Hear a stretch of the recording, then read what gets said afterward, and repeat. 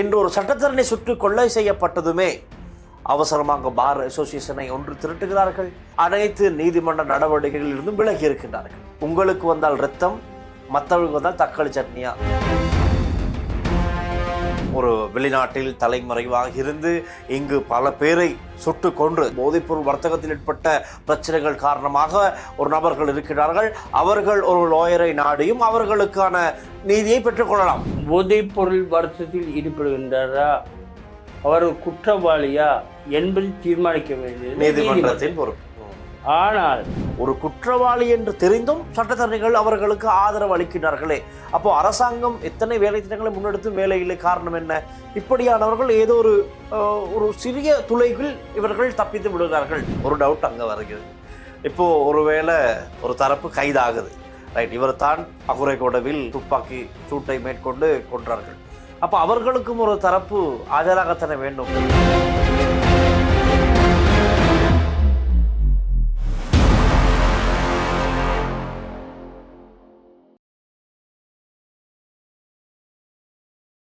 லங்காஸ்ரீ நேர்களுக்கு வணக்கம். இலங்கையில் அனைத்து நீதிமன்றங்களில் இருந்தும் நீதிமன்ற நடவடிக்கைகளிலிருந்து சட்டத்தரணிகள் விலகி இருக்கிறார்கள். ஒரு நாள் வேலை நிறுத்த போராட்டம் என்றும் சொல்லலாம். ஆகவே இது இதற்காக என்று பார்த்தோமானால் எங்களுக்கு தெரியும், அங்குராங்கிடையில் இரட்டை கொலை, அதாவது ஒரு துப்பாக்கிச்சூட்டு சம்பவம். அந்த துப்பாக்கிச்சூட்டு சம்பவத்தில் ஒரு சட்டத்தரணியும் அவருடைய மனைவியும் அநியாயமாக கொல்லப்படுகின்றார்கள். போலீசார் ஆரம்ப கட்ட விசாரணைகளில் சொன்னது, இந்த சட்டத்தரணி திட்டமிட்ட குற்றச்செயல்களில் ஈடுபட்டு வருகின்ற ஒரு தரப்புக்காக வாதாடியவர். பின்னர் அந்த தரப்பிலிருந்து அவர்களுடைய எதிர்த்தரப்பான இன்னொரு திட்டமிட்ட குற்றச்செயல்களில் ஈடுபடுகின்ற பாதாள குழு ஒன்றுக்கு சார்பாக வாதாட ஆரம்பித்ததாகவும், இதன் காரணமாக கோபமடைந்த எதிர்த்தரப்பு தான் இந்த துப்பாக்கிச்சூடு சம்பவத்தை நடத்தி இருக்கலாம் என்று போலீசார் சந்தேகிக்கின்றனர். இதுதான் முதற்கட்டத்தில் வெளியான விவரங்கள். இதையடுத்து ஒரே பரபரப்பு. ஒரு சட்டத்தரணியே ஒரு பொது இடத்திலே, பொது வெளியிலே, மக்கள் நடமாட்டமாக சன நெரிசலாக இருக்கின்ற ஒரு இடத்திலே இப்படி கொலை செய்யப்படுவது இலங்கை இன்னும் ஒரு சிகாகோவாக மாற்றும் நிலைமை ஏற்பட்டதா, தேசிய பாதுகாப்புக்கு அச்சுறுத்தலா என்ற கேள்விகள் அடுத்தடுத்து வைக்கப்பட்டதாகவே நாங்கள் இன்று இது சம்பந்தமாகத்தான் பேசப் போகின்றோம். அதுவும் ஒரு சட்டத்தரணியுடன், சட்டத்தரணி தம்மையா ஜெயரத்ன ராஜா அவர்களுடன் தான் இன்றைய இந்த கலந்துரையாடல் அமையப் போகின்றது. வணக்கம். வணக்கம். இதை நீங்க எப்படி பார்க்குறீங்க? அதுக்கு முதல் ஒரு கேள்வி இருக்கு. நீதிமன்றம், சட்டத்தரணிகள், அந்த தொடர்பு என்னது? அதுல இருந்து நாங்கள் ஆரம்பிப்போம்.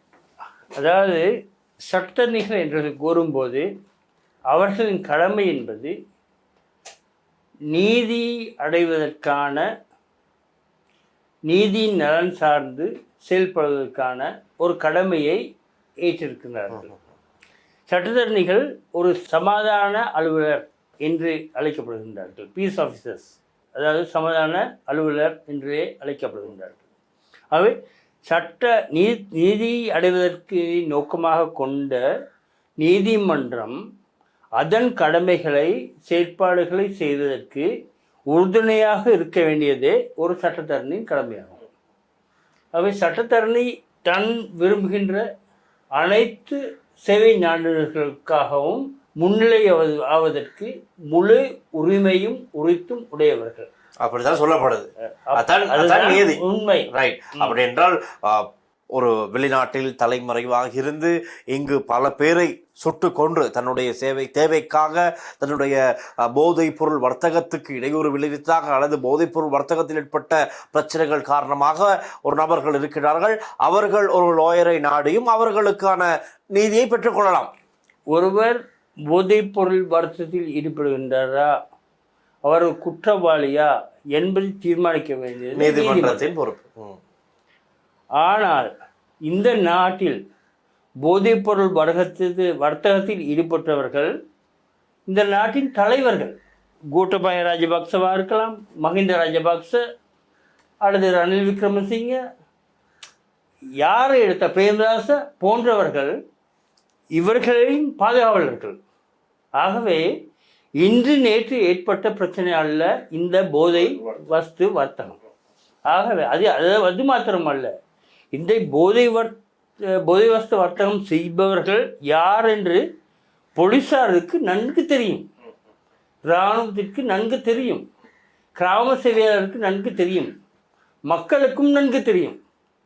ஆகவே மக்கள் உத்தமர்கள் அல்லது போலீஸ் நிலையத்தில் உள்ள போலீஸ் பொறுப்பதிகாரிகள் உத்தமர்கள், இந்த சட்டத்தரணிகள் தான் இவர்களுக்காக வாதிடுகிறார்கள் என்ற ஒரு வாதமே மிகவும் தவறான அபத்தமானது. இப்போ இதுக்கு முதல்ல போன வருஷம் எடுத்துக்கொண்டால் 150க்கும் அதிகமான துப்பாக்கிச்சூடு சம்பவங்கள் இலங்கையில் பதிவானது. கடந்த வருடம் ஆரம்பமே February 19 நினைக்கிறேன், நீதிமன்றத்திற்குள்ளே ஒரு துப்பாக்கிச்சூடு சம்பவம், அதில் பெயர் போன திட்டமிட்ட குற்றச்செயல்களில் ஈடுபடுகின்ற கணேமுள்ள சஞ்சீவ சுட்டு கொலை செய்யப்படுகின்றார். அதை செய்தது KL பத்ர பத்மி தரப்பு வெளிநாட்டிலும் தலைமறைவாங்கி செய்தார்கள். இப்ப இப்படி இருக்கிற இடத்தில் அதுவரை எதிர்ப்பு காட்டாத, ஒரு நாள் வேலை நிறுத்தத்தில் இருந்து விலகாத சட்டத்தரணிகள் இன்று ஒரு சட்டத்தரணி சுட்டு கொலை செய்யப்பட்டதுமே அவசரமாக பார் அசோசியேஷனை ஒன்று திரட்டுகிறார்கள், ஒரு அவசர கூட்டத்தை நடத்துகின்றார்கள். இன்று அனைத்து நீதிமன்ற நடவடிக்கைகளில் இருந்தும் விலகி இருக்கின்றார்கள். இப்போ சமூகத்திலிருந்து ஒரு கேள்வி எழுகிறது, உங்களுக்கு வந்தால் ரத்தம், மற்றவர்களுக்கு வந்தால் தக்காளி சட்னியா என்பதை போல ஒரு கேள்வி எழுந்திருக்கின்றது. பதில், அதாவது சட்டத்தரணிகள் சங்கம் தனது அங்கத்தவர்களுக்கு இழைக்கப்பட அநீதிகளுக்காகவும் ஏற்படுத்தப்படும் தீங்குகளுக்காகவும் குரல் கொடுக்க வேண்டியது ஒரு கடமை. அந்த அடிப்படையிலே சட்டத்தரணிகள் எடுக்கும் நடவடிக்கைகளை நாம் ஆதரிக்கின்றோம். அதே வேளை சட்டத்தரணிகளும் ஒரு சமூகத்தின் ஒரு அங்கம் என்ற அடிப்படையிலே சட்டத்தரணிகளின் நிலைப்பாடை மாத்திரம் நான் கொள்ள முடியாது, நான் மக்கள் சார்ந்த ஒரு நிலைப்பாடையும் கொள்ள வேண்டும் என்பதுதான் எனது அபிப்பிராயமாகும். அதேவேளை இந்த சட்டத்தரணிகள் மாத்திரம் ஒரு அழுத்தத்தை ஏற்படுத்தி இந்த போதை வஸ்து பிரச்சனையை தீர்க்க முடியாது. இது தனிப்பட்ட சட்டத்தரணிகளுக்கு எதிரான ஒரு பிரச்சனையாக நான் பார்க்கவில்லை, ஒட்டுமொத்த நாட்டிற்குமான ஒரு பிரச்சனையாகும். ஆகவே இந்த பிரச்சனைகளில் இந்த போதை வஸ்து துறையில் இந்த வியாபாரத்தில் ஈடுபட்டிருக்கும் நபர்கள் உண்மையில் நாட்டின் தலைவர்கள். இந்த சிலர் போலீஸாரும் இராணுவத்தினரும் கூட இந்த போதை வஸ்து கடத்தும் நபர்கள் என்று கூறப்பட்டு சில நபர்களை சுட்டுக் கொண்டார்கள். என்கவுண்டர்ஸ் என்று சொல்கின்றோம், சுட்டுக் கொண்டார்கள். அது அப்போது நாங்கள் அதை எதிர்ப்பு தெரிவிக்கின்றோம். ஏனெனில் சட்டவாட்சி என்றால் நீதிமன்றத்தில் முன்னிலைப்படுத்தி அங்குதான் தண்டனை வழங்கப்பட வேண்டும். இங்கு யார் அந்த போதை வஸ்து கடத்தலில் ஈடுபட்டும் தலைவர்களோ, நாட்டின் தலைவர்களோ, அவர்கள் தங்களது வேலையாட்களை தங்களது பெயர்களை மறைப்பதற்காக சுட்டுக் கொள்கிறார்கள். இதுதான் கடந்த காலங்களில் நடந்தது. அப்போ அதனால்தான் நாங்கள் அதற்கு எதிர்ப்பு தெரிவித்தோம். இவர்கள் விசாரணைக்கு முன்னிறுத்தப்பட வேண்டும், நீதிமன்றங்களில் முன்னிறுத்தப்பட வேண்டும், உண்மையான குற்றவாளிகள் அடையாளம் காணப்பட வேண்டும். உதாரணத்துக்கு பெரும் தலைவர்கள் பின்னணியில் இருக்கிறார்கள், சுட்டுக்கொள்ளப்படும் நபர்கள் அவர்களது வேலையாட்கள், முதலீடு செய்து வியாபாரம் செய்பவர்கள் வேறு, சுட்டுக் கொல்லப்படும் நபர்கள் அவர்களது எடுபடிகள். ஆகவே மக்கள் இவர்கள் சுட்டுக் கொல்லப்படும் போது மகிழ்ச்சி அடைந்தார்கள், நாங்கள் மகிழ்ச்சி அடையவில்லை. உண்மையான குற்றவாளியை மறைப்பதற்கு ஒரு சதி நடக்கிறது என்பதை தான் நாங்கள் வலியுறுத்தினோம். இப்போ நீங்கள் சொன்னதுலேருந்து உதாரணமாக மாக்கந்துரை மதுசுடைய கேஸை எடுத்துக்கலாம். ஏன்னா அவருக்கு பின்னால் இருந்த அரசியல்வாதிகள் எத்தனை பேர் அப்படிங்கிற ஒரு நேம் லிஸ்ட் அவர் வெளியாட தயாராகும் போது அவர் அழைத்து செல்லப்பட்டு ஒரு இடத்திலே சுட்டு கொலை செய்யப்படுவார். அதை பற்றிய புலனாய்வு செய்யும் அதிகாரிகள் இடமாற்றப்படுவார்கள் அல்லது அவர்கள் சுட்டுக் கொலை செய்யப்படுவார்கள். அப்படி ஒரு யுகம் தான் இருந்தது. போலீஸ் நிலையங்களிலே போலீஸ்காரர்களே பல வழக்குகளை எனக்கு சொல்ல முடியும், போலீஸ்காரர்களை சுட்டுக் கொலை செய்யப்பட்டிருக்கிறார்கள். ஆகவே இந்த நிலைமையை மக்கள் புரிந்து கொள்ள வேண்டும். அதாவது அண்மையில் நடந்த ஒரு நிகழ்வு, நீங்கள் பத்திரிகையில் பார்த்திருப்பீர்கள்.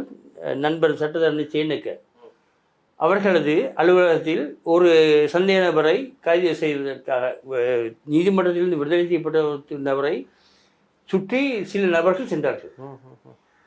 அவர்கள் அதாவது தனது கட்டுப்பாடுகள் கொண்டு வருவதற்கு முயற்சி செய்தார்கள்.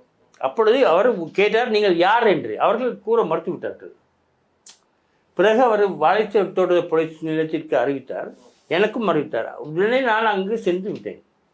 நண்பர் சேனக பெறாவின் சட்டத்தரணி சேனக பெறாவின் அலுவலகத்தை அங்கு நடந்த பிறகுதான் தங்களை களுத்துற போலீஸ் நிலைய குற்றப்புலனாய்வு பிரிவினர் என்று தங்களை அறிமுகப்படுத்தினார்கள்.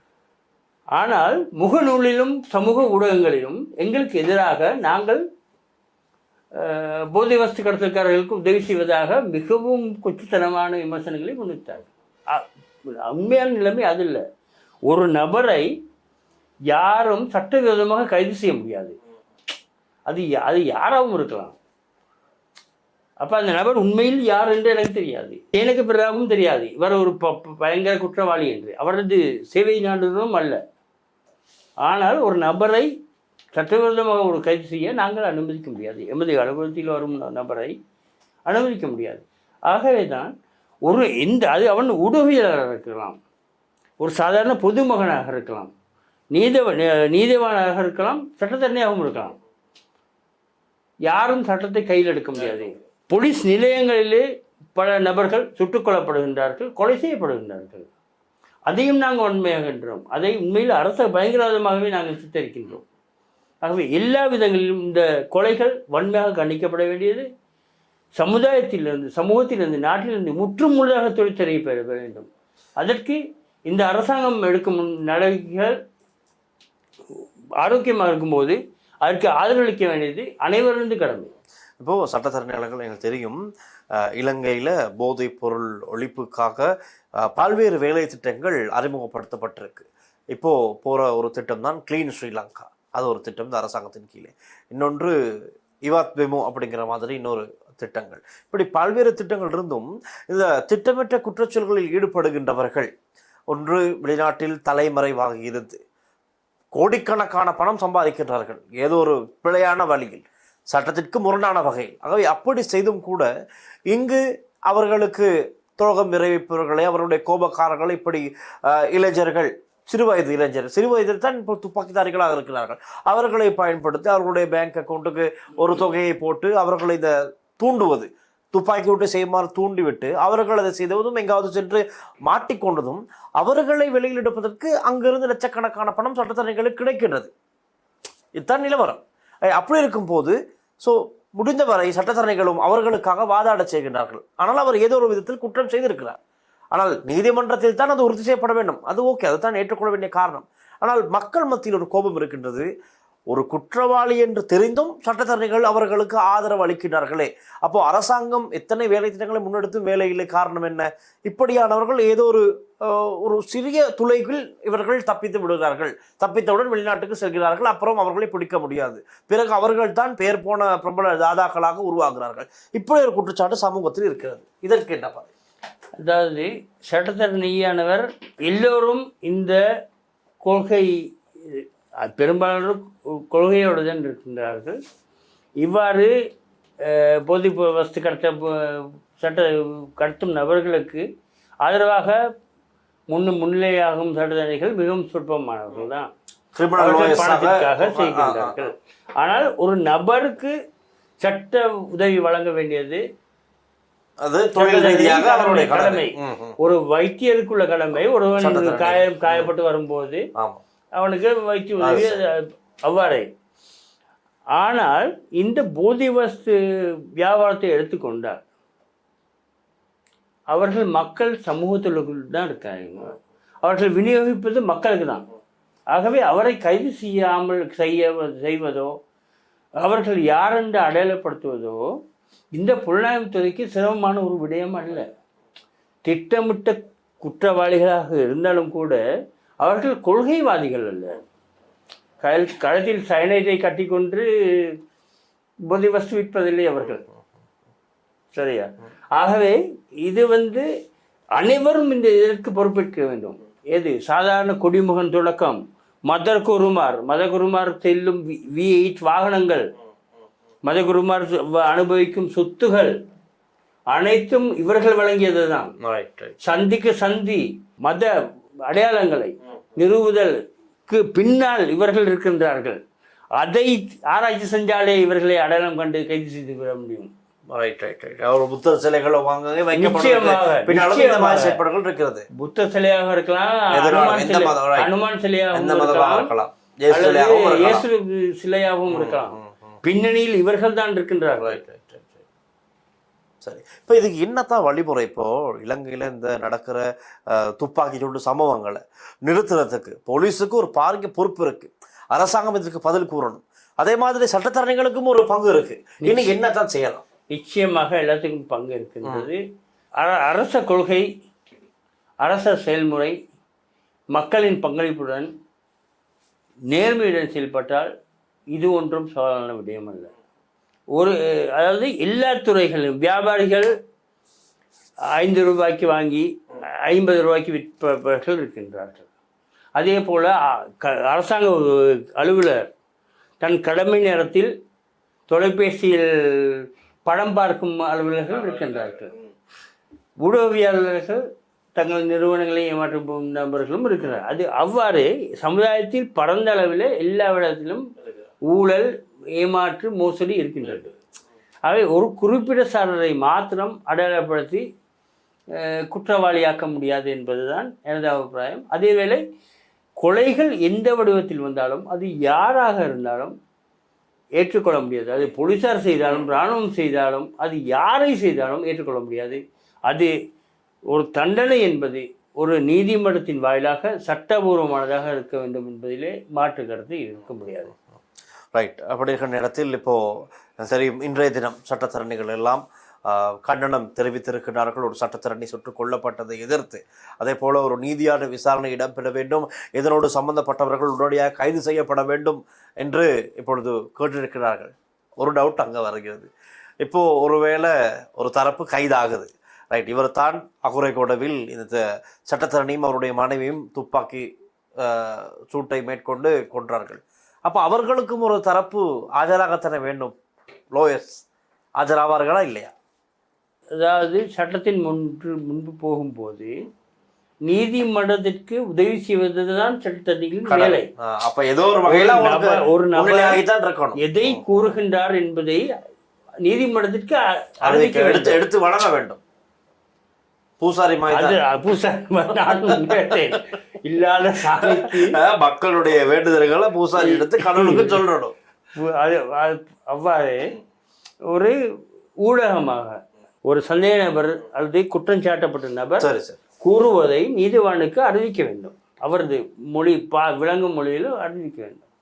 அதற்கு உள்ள உரிமை, அந்த அந்த குற்றம் சாட்டப்பட்டவருக்கும் உள்ள உரிமை. அது தான் ஒரு நீதி சட்டத்தரணியை ஈடுபடுத்துவதற்கான உரிமை, அந்த உரிமையை யாரும் மறக்க முடியாது. அதாவது நீதவான் அவர்களுக்கு தகுந்த ஆதாரங்கள் முன்வைத்து எடுத்து கொடுப்பது தான் ஒரு சட்டத்தரணியின் கடமையாக இருக்கிறது. ரைட். எதைப்படியோ உயிர் நீத்த இருவர், சட்டத்தரணி மற்றும் அவருடைய மனைவி, அவர்கள் அநியாயமாக சுட்டு கொலை செய்யப்படுகிறார்கள். அது யாராலும் ஏற்றுக்கொள்ள முடியாத ஒன்று. அவர் எப்படியாப்பட்டவராக இருந்தாலும் அவருடைய தொழில் ரீதியாக அவர் அந்த தரப்புக்கு முன்னிலையாகி இருந்தார். அவை உங்கள் மத்தியில் இருக்கின்ற பல கேள்விகளுக்கு சரளமாக புரிந்து கொள்ளக்கூடிய வகையிலே அந்த பதில்கள் கிடைத்திருக்கும் என்று நான் நினைக்கின்றேன். ஆகவே நன்றி சட்டத்தரணி தம்பையா ஜெயராஜ் அவர்களுக்கு. வணக்கம். நன்றி தில்ஷன் அவர்களே, நன்றி. தொடர்ந்தும் லங்கா ஸ்ரீயுடன் இணைந்திருங்கள். இது போன்ற இன்னும் பயனுள்ள பல நேர்காணல்களை உங்களுக்கு வழங்க நாம் தயாராக இருக்கின்றோம். மற்றும் ஒரு காணொளியில் சந்திக்கலாம். ஒளிப்பதிவாளர் விஜயகுமாருடன் நான் டில்ஷன் வின்சன். நன்றி, வணக்கம்.